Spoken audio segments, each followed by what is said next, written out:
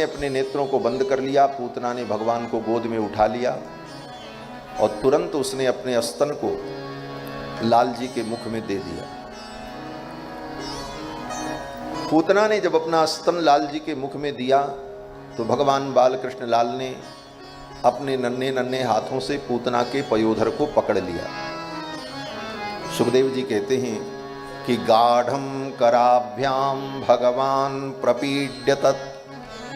भगवान श्री कृष्णचंद्र ने अपने नन्हे नन्हे हाथों से पूतना के पयोधर को पकड़ लिया, कस करके पकड़ लिया। गाढ़म कराभ्याम भगवान प्रपीड्य तत्।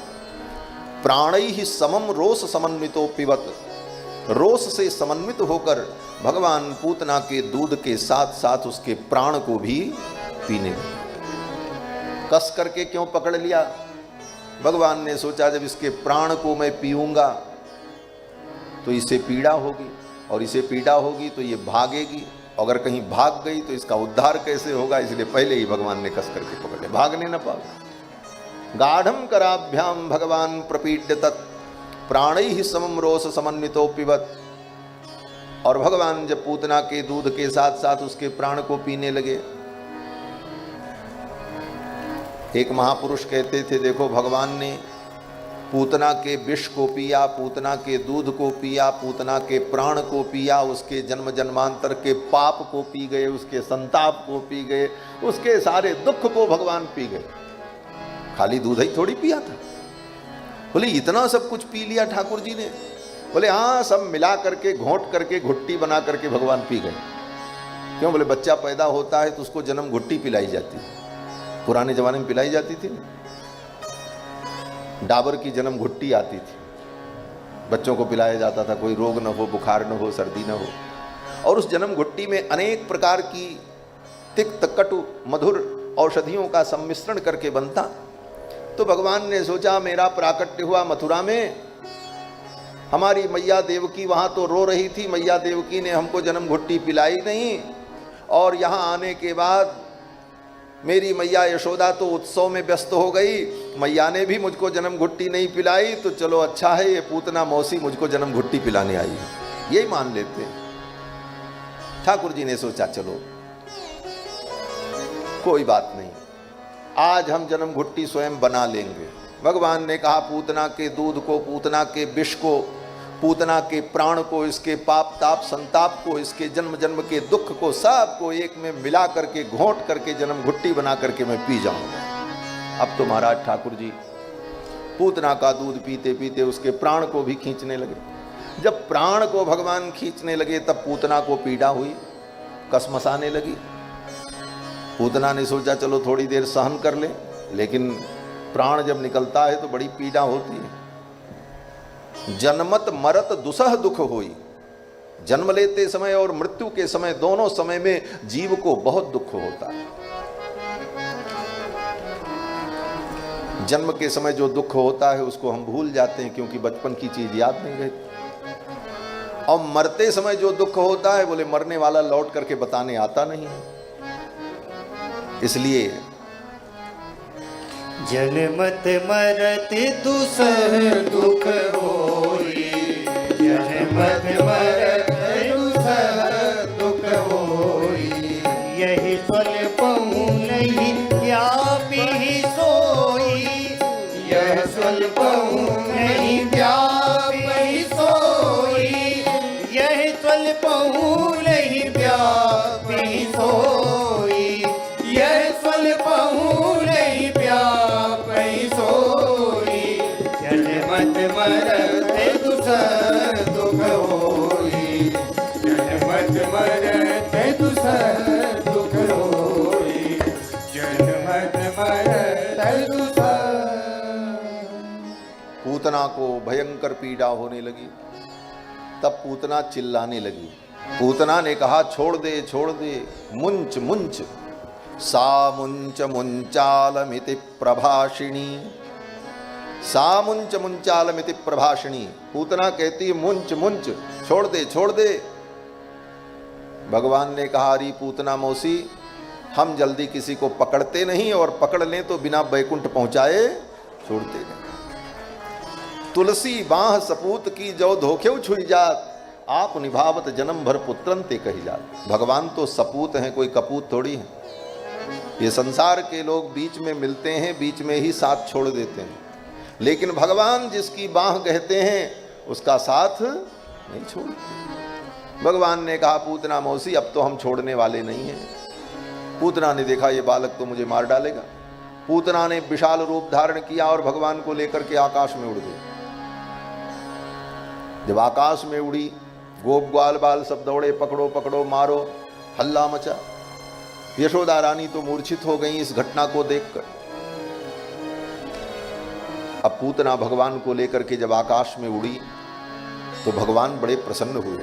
भगवान बाल कृष्ण लाल ने कहा वाह, मामा जी ने बढ़िया हेलीकॉप्टर भेजा है, थोड़ा मथुरा मंडल का भ्रमण कर लें, वृंदावन का हवाई सर्वेक्षण कर लें, कहाँ कौन सी लीला करनी है, कहाँ पर किस असुर का वध करना है, कहाँ कौन सी लीला करनी है, ये स्थल का चयन कर लें। इसलिए भगवान मानो पूतना रूपी हेलीकॉप्टर लेकर के उड़ने लगे। पूतना भगवान को लेकर के नहीं उड़ रही थी, भगवान ही उसको उड़ा रहे थे।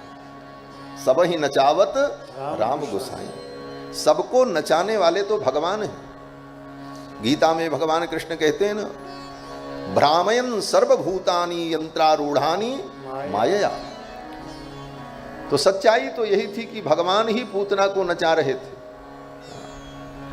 पूतना जब आकाश में गई तो भगवान उसकी छाती से चिपके हुए,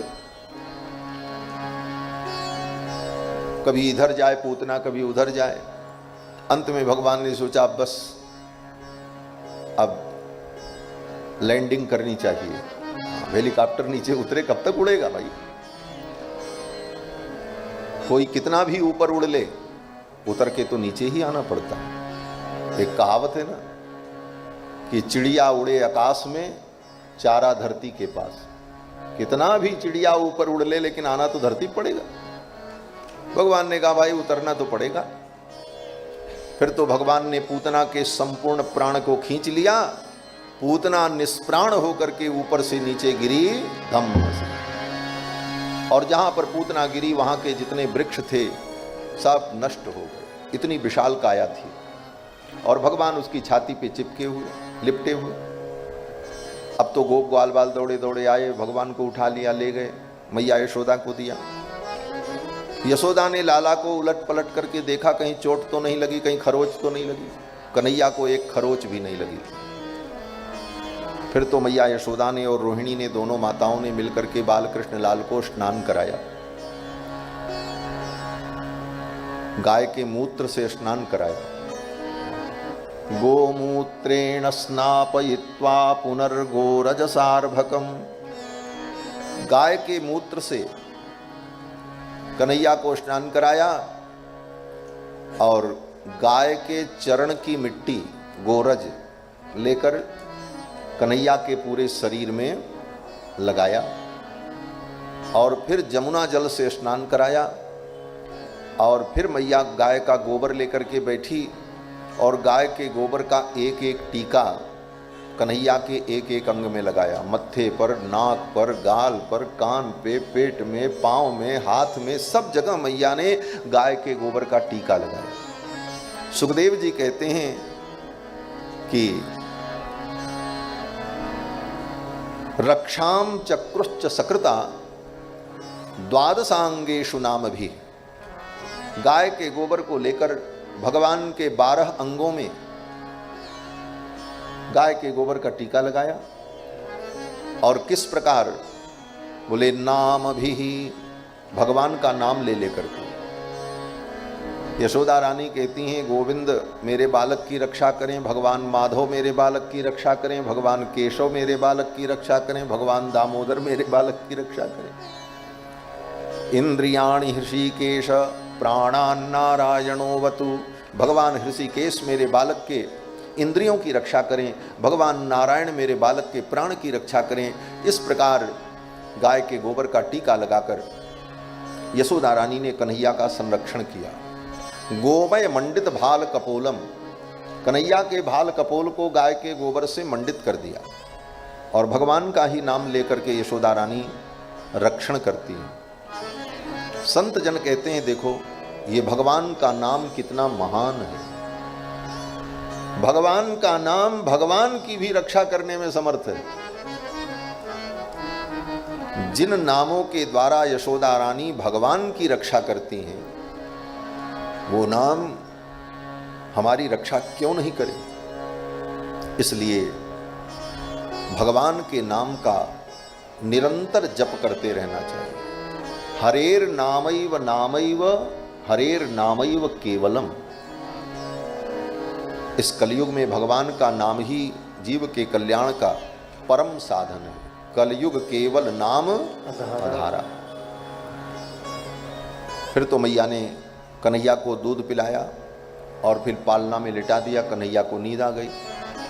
तब तक नंद बाबा लौट करके आए, देखा रास्ता जाम बंद।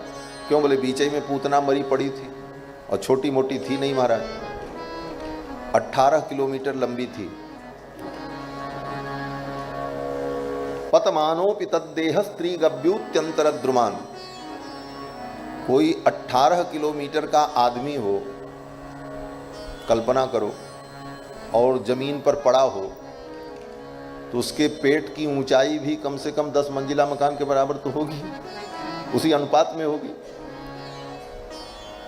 और 18 किलोमीटर तक इतना बड़ा कोई अवरोध हो तो उस अवरोध को हटाना कितना कठिन है। सड़क पर एक पेड़ गिर जाता है आंधी तूफान में तो घंटों रास्ता बंद हो जाता है। पूतना तो इतनी बड़ी थी। अब समस्या हुई कि इसको क्या किया जाए।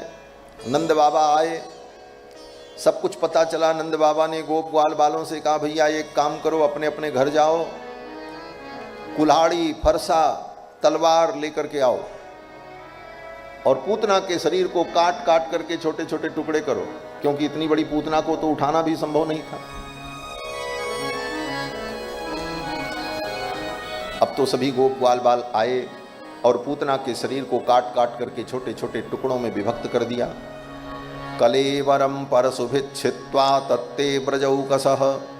और उन सारे टुकड़ों को उठा करके जमुना के तट पर रखा ले जा करके और ढेर सारी लकड़ियां रख करके आग लगा दी। पूतना की चिता जलने लगी। पूतना की चिता जब जली तो पूतना की चिता से जो धुआं निकला, उस धुएं से पूरा ब्रजमंडल सुगंधित हो गया। सुखदेव जी कहते हैं, राजन दह्यमानस्य देहस्य धूमश्चागुर सौरभः। पूतना के दह्यमान देह के धुएं के सौरभ से सारा ब्रजमंडल सुबासित हो गया, सुगंधित हो गया। राजा परीक्षित ने पूछा, पूतना तो पापिनी थी, उस पापिनी के शरीर से ऐसी सुगंधि कैसे प्रकट हुई?